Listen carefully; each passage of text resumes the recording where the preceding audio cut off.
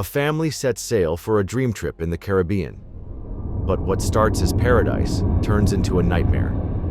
A freak storm, a vanishing ocean, a desperate fight for survival, and something deadly lurking beneath the surface. This is the story of a family stranded in a world they no longer recognize. And trust me, things only get worse from here. Oceanographer Tom, his wife Julia, and their kids, Cassie and Ben, are enjoying a peaceful yacht trip. Julia dives into the water, but something feels off. A deep, primal fear grips her. The water around her is calm. Too calm. Suddenly, she's pulled under. She screams, but no one hears her. When Tom finally realizes what's happening, he dives in, barely saving her in time. Shaken but trying to move on, the family celebrates Ben's 13th birthday. But just as they light the candles, Cassie gets a call from her boyfriend. There's a storm, massive, unnatural. Then, the connection cuts out, and that's when the nightmare truly begins. The yacht jolts violently. Tom rushes outside, to a sight no one should ever witness. Giant whale carcasses are surfacing all around them. Some are even pushing the boat. Before Tom can process it, something slams into the yacht. He dives in to inspect the damage and resurfaces, injured. The propeller is bent. The engine is failing. And then, out of nowhere, objects start falling from the sky. Not just any objects, satellites. They slam into the water one after another. Tom tries to steer the yacht away, but then, darkness. The family barely survives the night, enduring violent waves, eerie sounds, and a high-pitched ringing that makes their ears bleed. But morning brings a horror beyond their worst fears. The family stumbles outside and freezes. The ocean is gone. Their yacht is stranded in a vast, barren wasteland where water used to be. Tom checks the compass. It's wrong. North isn't north anymore. The Earth's poles have shifted. And if that's true, humanity may already be gone.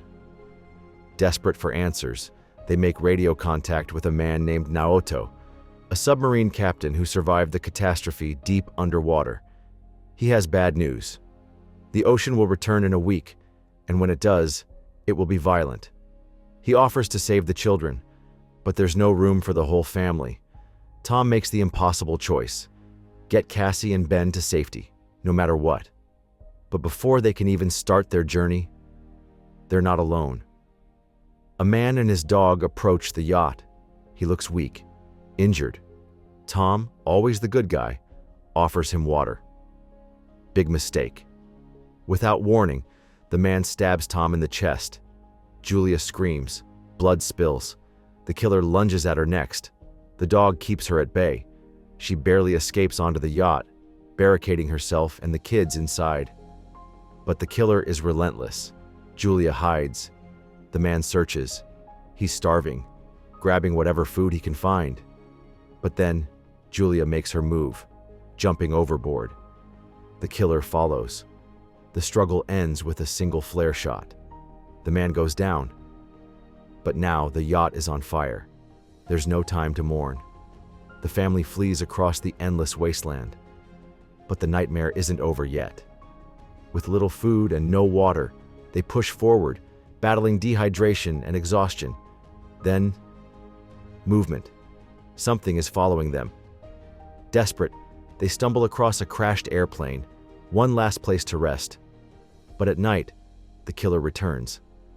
Julia finishes what she started.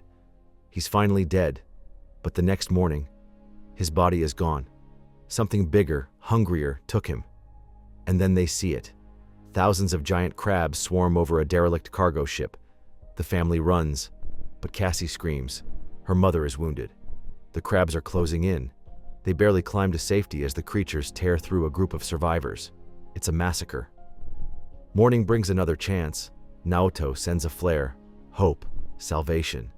The submarine is near. But there's one last obstacle. The toxic wasteland. Julia forces her kids to keep going. She knows she might not make it, but they have to. The ocean is coming back. The crabs are everywhere. And time is running out. Cassie and Ben make it to the sub, but Naoto is dying. He orders them inside, but Cassie won't leave Julia. She turns back, finding her mother surrounded by crabs. With one last burst of strength, they make it to the submarine. Just as the ocean returns, a colossal wave crashes over them, dragging the sub across the ruined world. Julia blacks out. When she wakes up, they're floating in the middle of a ruined city. A new world. A second chance. But who else made it out alive? A breathtaking disaster. A brutal fight for survival. And a haunting new reality. What would you do if the world as you knew it simply vanished? Want more insane movie recaps? Subscribe now and stay tuned, because in this world, anything can happen.